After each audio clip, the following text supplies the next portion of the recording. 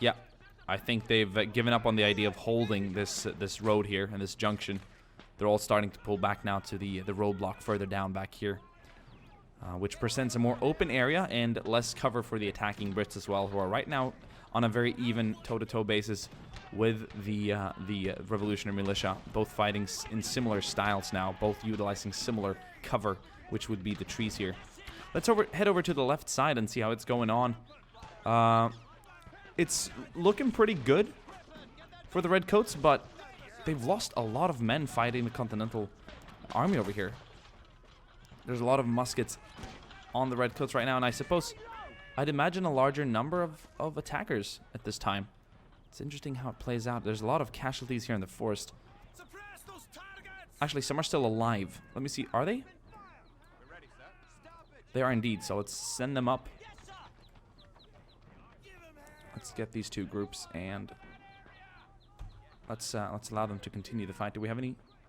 Nope. I do believe that would be about it. Sometimes they do that, and that's something we'd like to avoid. But the rest here are practically just casualties, and we'll take a look at them later on.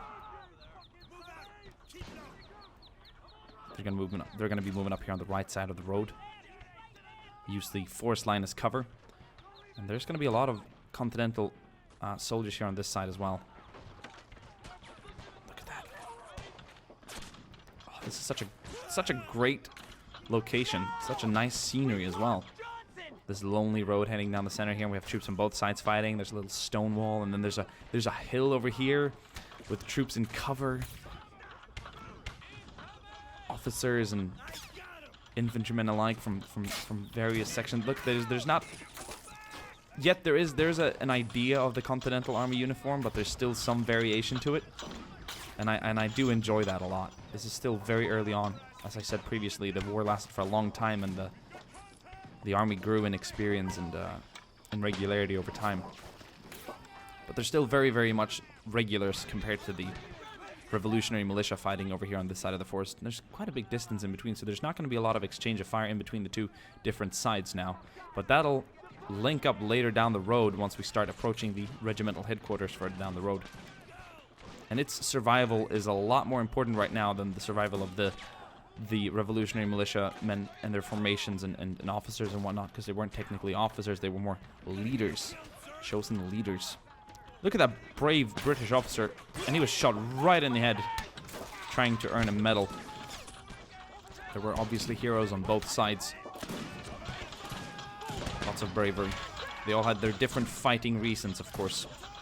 One could say that the reason of the Continental Army and Revolutionary Militia was a lot greater and gave them a lot more fighting spirit than the one of the British Redcoats. Look at that.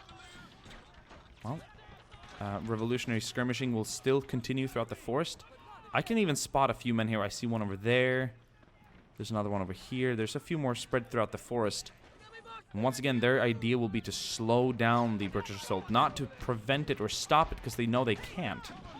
It'll rely on them holding out long enough for the Continental Army reinforcements to arrive. And they know that. They know that very well. See some here taking up cover here by the stone wall and the camp itself. There's a lot more than you think, but they're also very spread out, and they're fighting more of an individual fight than the Continental Army on this side, it seems. It'll be interesting to see how this spreads out throughout this forest line. A lot of Revolutionary Militia on this side here of the field, and a lot more here pulling back steadily, using the wall as cover, using the houses as cover. Once again, this battle is progressing over a pretty long distance, so there's not a lot of imminent danger right now for the men back here, but there is an exchange of fire with a large inaccuracy, and the Brits will rely on their formation moving up here, dealing with whatever bits and pieces of the resistance they can find, so to speak. Once again, their strength definitely lies here in the regularity of this assault. If the Minutemen and Militiamen could like form up and really gain some ground and really hold some ground here, because they have a lot of numbers, they could definitely do a lot more damage to the Redcoats. But that is not where their tactics rely on right now. That's not what we're seeing. But once again, delaying is what they're going to be focusing on right now. And there should be even more skirmishes here in the forest, but perhaps they've all come down to the road. The AI acts differently every single time. Continental Army still doing a lot of good work here on this side, though. They're holding the Brits back in a different manner, in a different way. We do have to realize that there's more redcoats on this side, obviously approaching the two different crossings here, than there are on this side. So the advance will naturally be slower for the redcoats on this side, although they'll have a better go at chewing down the Continental Army because of their more formative fighting here. They're more you see they're in larger groups fighting the redcoats here. They're not as spread out as the militiamen on this side. But they're putting up a fight. They're using the cover. They're retreating. They're firing. That is where their tactics rely on right now. Now, before we get too tense and things get too heated, the Continental Army reinforcements will be arriving from this direction. But it's vital now that the Minutemen and Continental Army soldiers hold back the redcoats as long as possible and keep them as far away as possible from this road and this forest here. Because if the Continental Army reinforcements arrive and find themselves too outgunned or outnumbered in this instance, in this very second of arriving, they will most likely retreat and not be able to form a formidable fighting line. And that's how the AI works at all times. If they can move up and gain some ground here on this high ground and over here by this tiny graveyard where they can actually form up and get all their soldiers out on the field, form up and fight the attacking redcoats from a high ground perspective like this, they'll stand a very good chance of surviving and winning. But if it's going to be too close, if the redcoats are already going to be occupying this graveyard and they're already going to be here in this forest, it's going to be almost impossible for the reinforcing militia to make that difference, or reinforcing Continental soldiers to make that difference. So, once again, the key here is not defeating the redcoats right now, it's holding them back as long as possible. And every kill and every step back matters. One step backwards, one step further away from victory. One kill, one step closer to victory. And that's how it works for talking about that step backwards, the militiamen here, even despite being in decent numbers, are pulling back at such a great rate. And I would like to see more skirmishes here in the forest line. We can see we see even a few bullets hitting the hilltop here, or the treetops. But where are the skirmishes? They've decided to pull back down on the low ground, and that's a devastating mistake. Once again, the AI acts differently every single time. I could admit to you how many times I've seen this scenario play out with such different results and different movement. I've seen huge skirmishing battles up here on the hill and in this forest line, and right now it seems like it's all going down here on the low ground by the road, and that's going to give the... oh, he was shot in the back there. That's gruesome. That's going to give the Minutemen and militiamen here a much worse chance of winning here, which is sad to see for them. But well, the Continental Army is doing good on this side, and that's one thing at least. But well, I dare not think of what would happen if these two redcoat sections could link up here in the center and then fight this high ground. That would be devastating indeed. I do believe the regimental staff have realized the situation at its grave state. No longer can they hide behind the barricades and do whatever the regimental staff does. They need to spread out, and they need to fight the redcoats at hand up here. They would do better moving as many soldiers down to the wall as possible and as quickly as possible, because that's where they'll stand the greatest chance of winning. So we have the colonel back here, a major, and plenty of captains and a lot of adjutants and sergeants and staff in general, and they'll all grab their weapons and they'll head out and they'll continue the fight. Redcoats are just getting themselves formed back up now before they continue the assault. There's a few Continental Army men out here in the forest, but once again, not a lot of skirmishing on their side. We'll see more formidable fighting here along this stone wall.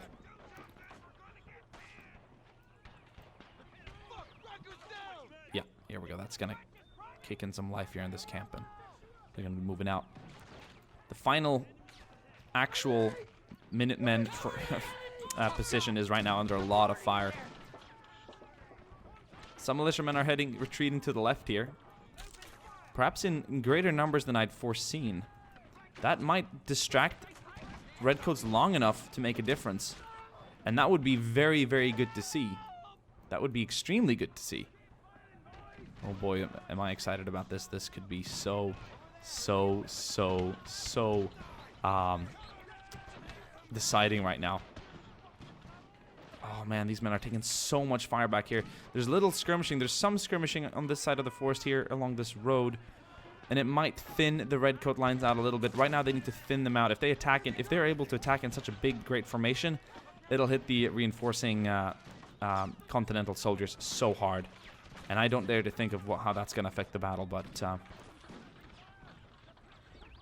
they're doing a pretty good job at thinning them out on this side, because these men won't be as capable of fighting the reinforcements head on as the men down here down this road would be.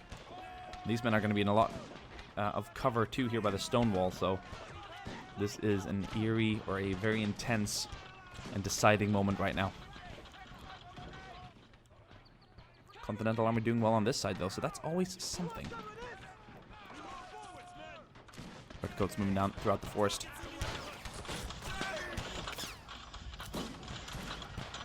Lots of cover here, lots of bullets hitting the actual trees and bushes. This wall is so crowded, some men are gonna take to fighting here in the forest line and kind of counter skirmish the attacking redcoats. George Washington's frontal skirmishes and companies better arrive any second now or any minute now, because they are losing their chance of winning second by second here. The longer this battle progresses, the better chance the redcoats stand of winning, and the worse it looks for the Continental Army and the militiamen over here. This side's being completely overrun, and at this rate, that's very alarming. Here's a very shallow lake. Troops are moving through that, so. And the men who dealt with the skirmishes up here, or the militiamen that retreated, are now coming down the hill in sort of a high ground advantage. I just have a very, very bad feeling about the reinforcements arriving from here now. The ones moving up here on the high ground might stand a better chance, but it's looking really, oh, I don't want to give you guys an idea of what's gonna happen, but like game experience and military history experience aside, this is not how close you want to keep the redcoats at this time. You want to keep them way further away down here so that the reinforcements can actually establish a good fighting chance. And right now they're just, I believe it's really the Minutemen on this side really failing this right now. And you can't be too hard on them. They are indeed Minutemen, but still. Jeez. Well, at least they have this position, but if outflanked, what chances do these men stand of winning? They're doing really good against the redcoats attacking down this side, though. They're definitely holding them back. We might even see a few retreating. Oh, there's a few backpedaling. That signals to us that they're actually pulling back and they're not advancing as greatly as they would like. Yeah, they've got some good fire here on the side.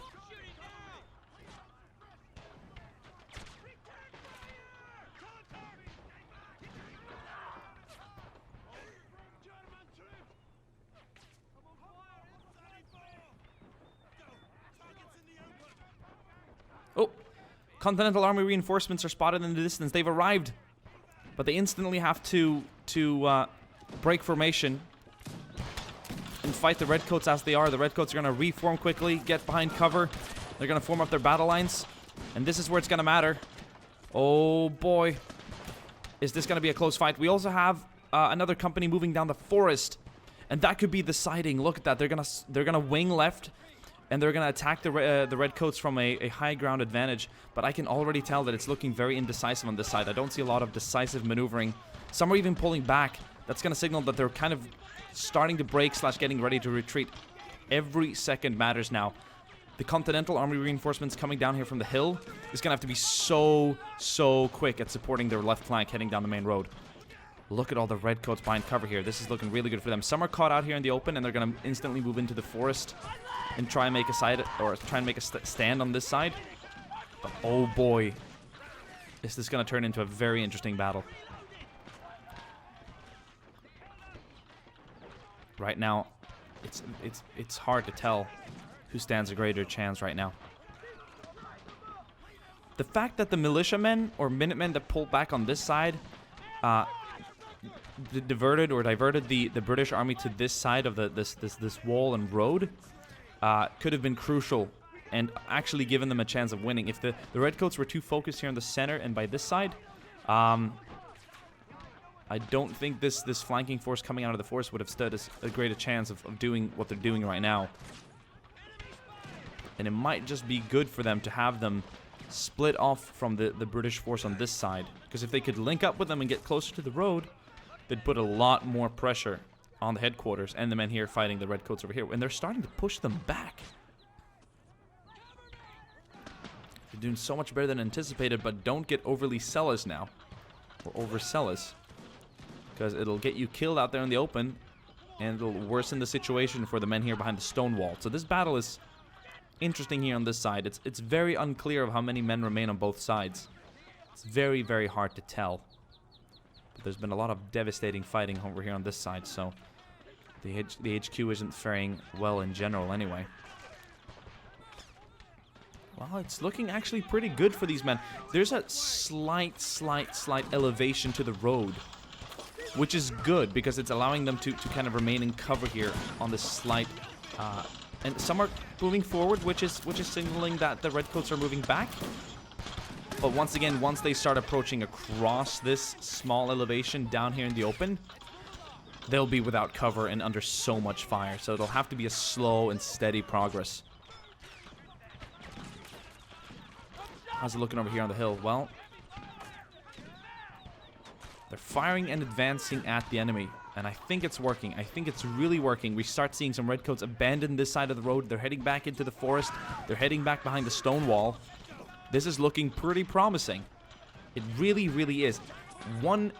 10 or 20 seconds longer, and I think we'd see all these men pretty much retreat. The Redcoats would have swarmed up here on the road, and they would have pulled back, and it would have been all up to the men coming down from the forest. And hey, that would have been a very, very, very unfair fight for the Continental reinforcement. So it was indeed at the very, very, very, very nick of time. And I think the militiamen would have liked to be alive at this time, fighting here in the graveyard and in the forest around it, by being supported by the Continental reinforcements, or while being supported by the Continental infantry, and then pushing the Redcoats back over here. But unfortunately, their lives were all lost, but in the nick of time for the reinforcements to arrive. This might give the Continental army a greater victory, despite losing the very men here who almost made it impossible for them to achieve that victory. Or, well, the men who made it impossible would have been the Redcoats. These men fighting here did as good as possible. They did all they could at the time, really, considering the positioning and the overwhelming strength of the Redcoats attacking now. But we start seeing them pulling back. But right now the Continentals have left their initial cover. They're going to move down on a more even ground with the Redcoats, while the Redcoats remain in cover, so this could turn quickly. One good volley from the Redcoats back here could change a lot, but the outflanking maneuvering here from the forest is looking very, very good. They've pushed back the Redcoats and killed most of the ones down here on the road. Some are going to resort back to skirmishing here in the forest. And we hear the bugle calling to retreat. That's very cool. That's extremely cool, actually.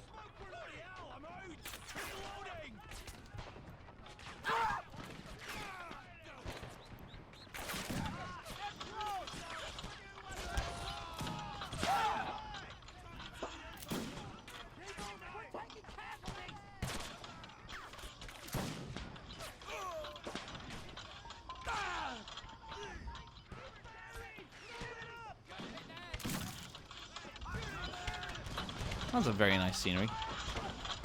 Yep, they're starting to link up with the rest of the troops coming down the road. The fighting spirits are high, very high at this time. They're doing tremendously well.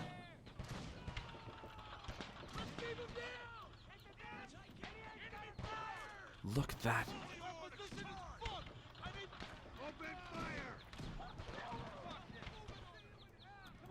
And over on this side, I do believe they've more or less eliminated the Redcoat assault. They're pushing them back throughout the forest, and that's very unexpected.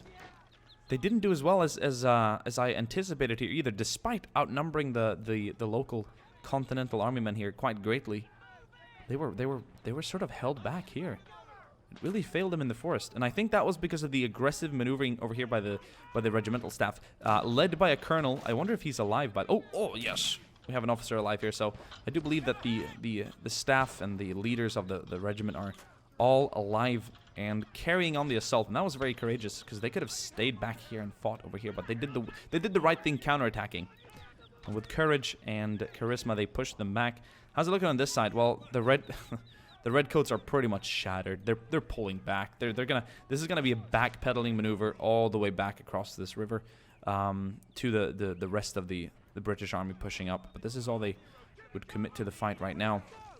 At the time, there wasn't any satellite intel or any like phone communications or any radar at that time. Of course, you would all know that. So you wouldn't want to commit a whole army into a battle where you wouldn't really know what you'd be facing. So this was the British way of kind of scouting out the area.